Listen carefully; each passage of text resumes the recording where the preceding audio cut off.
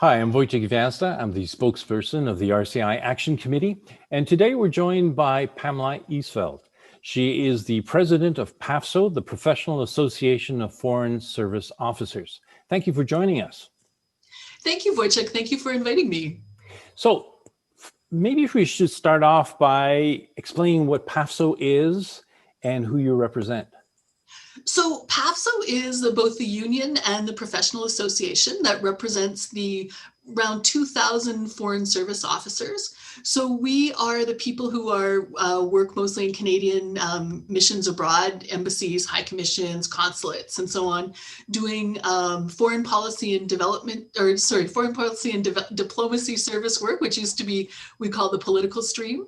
We also have a trade stream that they're the trade commissioners that work with Canadian business and so on abroad. We have an international assistance stream that was the former CETA development type officers, management consular officers who run all of the common services and also look after Canadians who are in trouble or need help abroad, and our immigration officers who deal with visas, permanent residency, refugee issues, and so on. So last month, well, no, actually in March, you and PAFSO came out publicly in support of our campaign to rebuild Radio Canada International. Why did you do it? Well, I mean, I've been a foreign service officer now since for more than 27 years. And throughout my personal career, I have seen Radio Canada International, particularly abroad when I'm on posting, and the work that you do in educating the world about Canada and educating Canada about the world and bringing an important Canadian perspective to big international events. And it's been an invaluable tool for me personally, and I know for many of our members, in having that information and those Canadian views. So I was very sorry to hear that this would not continue, because I think it will be a serious loss to, it'll make our work harder abroad. It's a loss to Canada's image and effectiveness overseas. And I was sorry to hear that this decision had been made. Now, your support came to us just after we had an open letter come out from 45 former ambassadors and high commissioners of Canada, also supporting our. And it's unusual enough that former diplomats publicly show support, but you're actually at work. Your diplomat's still serving. That's even more unusual. It is, but we consider at PAFSO, I mean, we're a union, we negotiate our collective agreements, and we quote unquote police the collective agreement to make sure that the employer is fulfilling all of its terms. But we also see ourselves as representing the whole idea of the professional foreign service. And we have a number of associate members and affiliate members as well, people who are retired. Like some of those ambassadors who signed that letter are still, associated with PAFSO, and they come to our events and so on. And so we see our role as advocating where we can for, a strong foreign service and a strong international image for Canada. And, in this case, we think that they're doing something that is not just to our detriment, but to their detriment. And I feel like it's appropriate that we speak out. Now, what we've seen over the last few months is like former diplomats, foreign affairs specialists, who very quickly, when we contacted them, understood the importance of Radio Canada International, the importance of the kind of public diplomacy that we were doing, making people aware of Canada around the world. But I think the wider public, how do we explain to them why it's important that people in other countries are aware of the Canadian reality? Well, I mean, the pandemic is one example of where the Foreign Service has really had to get to work on behalf of Canadians. And, you see our members out there. They are, they're delivering vaccines to countries. Right now, shipments are going out to help places like India. They are sourcing vaccines for Canadians at home. Early on in the pandemic, our trade commissioners were called upon to, try to find PPE and be able to bring things back to Canada. And all of this, it's all helped by people understanding who Canadians are, what we're like, what we care about, us having a strong and positive image, and RCI has definitely helped with that. When you were outside of Canada, representing Canada, how did Radio Canada International impact you? Where were you? What were you hearing, and why was it useful? So I remember particularly on my first posting when I was posted in Kenya, I remember a very strong presence by RCI then. We covered the what we called the Great Lakes, Rwanda and Burundi at that time, and also Eastern Zaire, which is now Democratic Republic of Congo. And I remember that there were Radio Canada correspondents working in the area. And, they were part of the network. I was a junior political officer, and I would often, I would talk to people about what they had seen. I would also have contacts mentioning to me that they had seen RCI reports and, offering their interpretation or their assessment of what they had seen and heard. I remember journalists being associated with different high-level visits, accompanying delegations and reporting back on the issues surrounding the visit. Anything that helps contribute to greater understanding is good for diplomats. We depend on information, as much or more than anyone else. In Poland, which was my last posting, there's a very strong network of Canadian studies institutes in different universities. And I remember that they often would comment on RCI programming, and they would rely on it, for their own research and understanding of Canada, but also for teaching their classes, to have material for their classes to know what was going on in different areas. And you can get, obviously when something big in Canada is in the news, maybe the New York Times or The Economist will be reporting on it, but maybe not, and RCI played a valuable role in making sure that the Canadian perspective got out there. It's over and over, and it's anecdotal because it's hard to have statistics of, who's listening around the world, but over and over, the feedback that we got was it affected people's lives. We talked earlier in the interviews that I've done with an American who started listening, I think, at 11 years old in Pennsylvania, and ended up being an academic specializing in Canadian affairs, ended up learning French, ended up getting a master's at the University of Laval. People depended on us because we were there, and also we weren't seen as propaganda. And I think that's important for people to realize that whether it's diplomats maybe in a slight way, you do have to kind of represent the government in that. But I think our strength in terms of Radio Canada International was we weren't seen as a propaganda unit. We were seen as kind of a normal journalistic institution, but just explain and contextualize things for other people. Mm-hmm. Well, in fact, I remember a couple times, I'm thinking of when I was in East Africa, and also when I was in Bosnia a couple years after the end of hostilities there. I remember RCI reports that maybe didn't necessarily correspond with the official line that the government was promoting.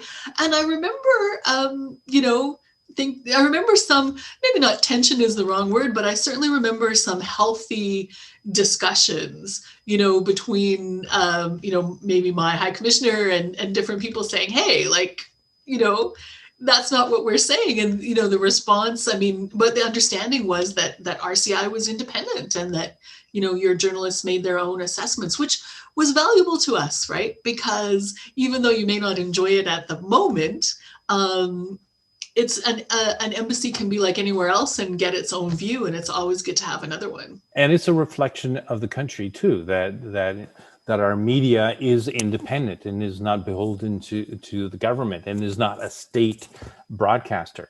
I remember like getting letters from people, listeners, and saying, well, why do you talk about the negative stuff in Canada? And it's no, that was our role, is to show the good and the bad. One of the things that happened in 1991 when we lost half of our staff in most of the Eastern European languages was the justification. Partly it was budgets, but partly it was like the Cold War is over.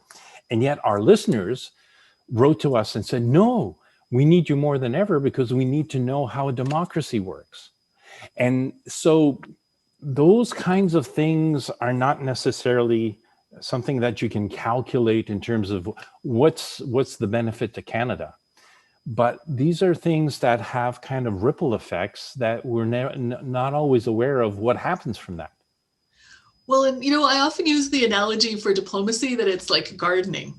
Like if you have a garden and you don't water it one day, you're probably going to get away with it.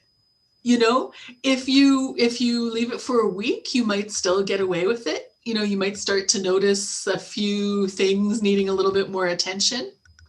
But, if you never water your garden, and then you go and you try to get a tomato from it, you're not going to get one, And RCI and the Foreign Service and the network of embassies, we're all, I think, part of that garden, maintaining, good connections, maintaining awareness of what's going on, promoting a positive image of Canada, independent of any sort of political, a government of the day.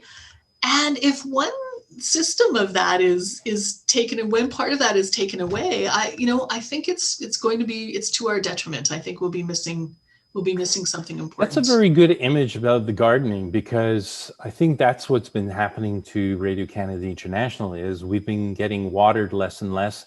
We've been getting less and less fertilizer. And to a certain extent, I think some of our garden has been asphalted over. Well, and then it becomes easier. You become an easier target, right? And, we've seen this with the Foreign Service at different times where we've had missions abroad. We've had the network abroad cut down.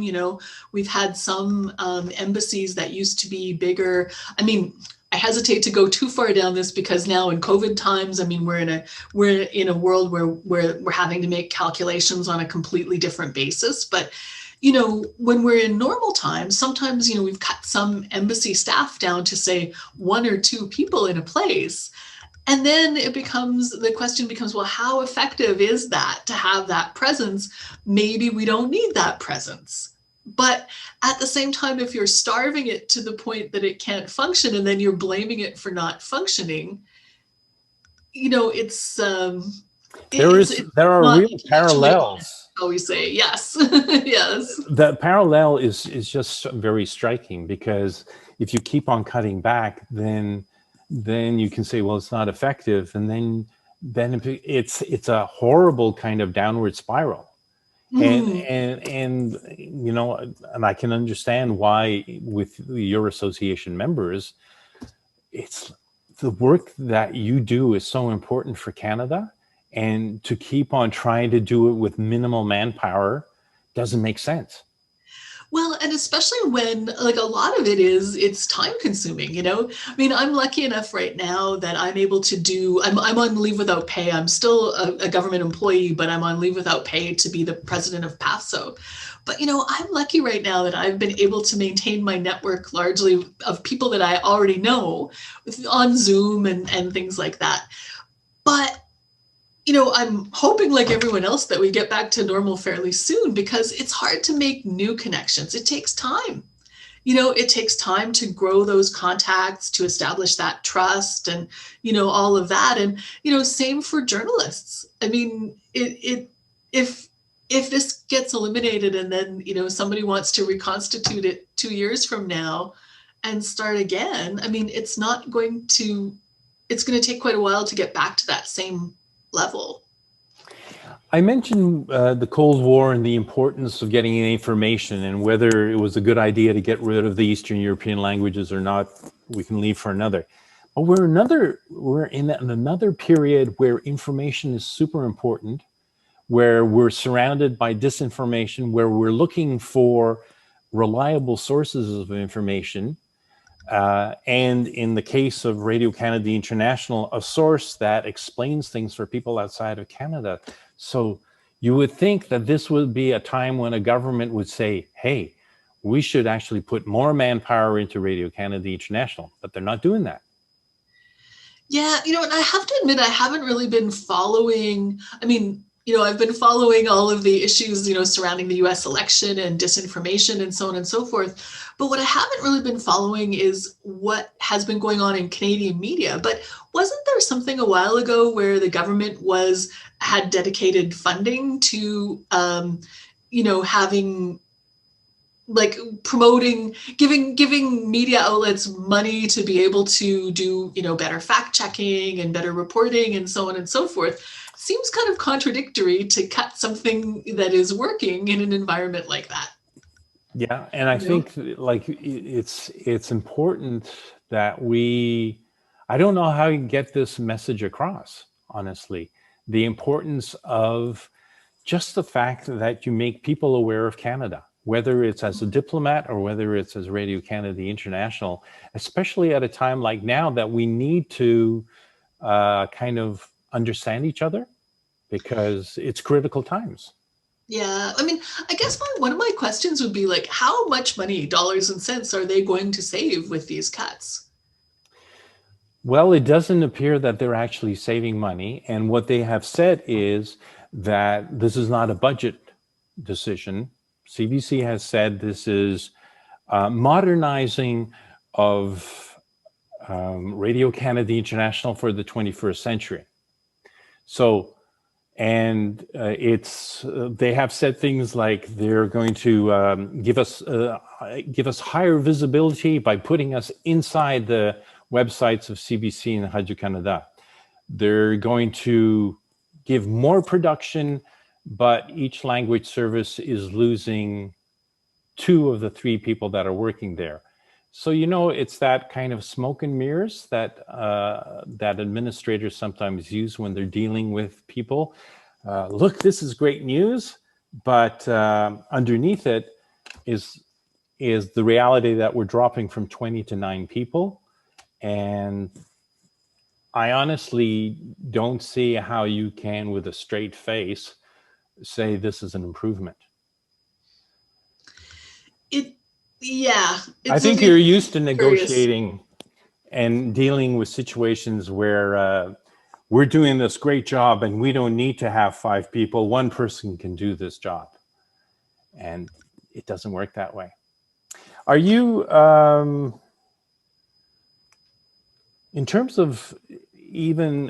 as a diplomat, when you look at Canada's presence on the international stage, are we doing as well as we used to? Are we doing better, or are we doing worse?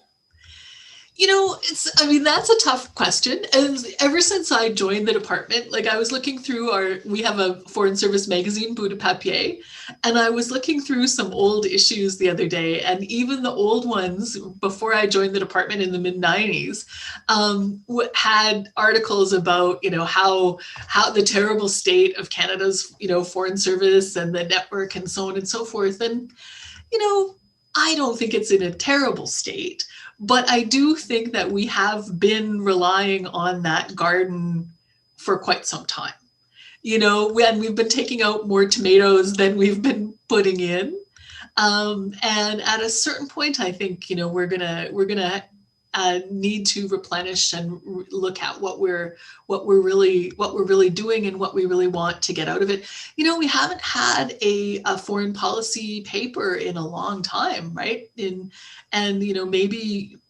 we're due. We have, the current government talks about feminist foreign policy, and that'll be, it'll be great to see what that actually translates into in terms of concrete things. But we have not had a proper review of our national interests and our goals and our alliances and relationships and so on in quite some time. I mean, I was very proud to watch the Foreign Service perform during the pandemic.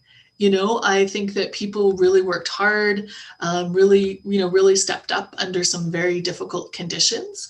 And I was really glad to see that we as a group were able to do that.